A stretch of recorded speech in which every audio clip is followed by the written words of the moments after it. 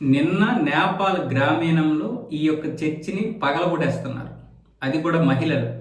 ఎందుకు అంటే ఇది ఒక హోటల్ రూపంలో దీన్ని ఇప్పటి వరకు కంటిన్యూ చేశారు. చాలామంది ఇది బయట నుండి చూస్తే హోటల్ అనుకున్నారు. పైన సిలువ లేదు. చాలామంది ఏమో హోటల్ ఏమో అనుకున్నారు. కానీ అసలైనటువంటి నిజస్వరూపం నిన్న బయటపడింది. ఇది హోటల్ కాదు, ఒక చర్చి. నిన్న అక్కడ ప్రార్థనలు చేశారు. కొంతమందిని మతం మార్చే ప్రయత్నాలు చేస్తున్నప్పుడు ఈ యొక్క విషయాలన్నీ బయటపడితే అక్కడ ఉన్నటువంటి స్థానిక హిందువులకి విపరీతమైనటువంటి కోపం వచ్చేసి మహిళలు కూడా వచ్చి ఆ చర్చిని పగలగొట్టేశారు. ఆ దగ్గర ఇద్దరు వస్తే వాళ్ళ కాలు కూడా ఎరగొట్టేస్తే వాళ్ళు పారిపోయారు.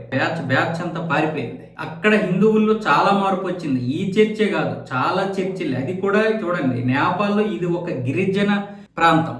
గిరిజన తెగ ఉన్నటువంటి ఒక విలేజ్ లో ఈ యొక్క మార్పు వస్తే మనలో ఎంత మార్పు రావాలి?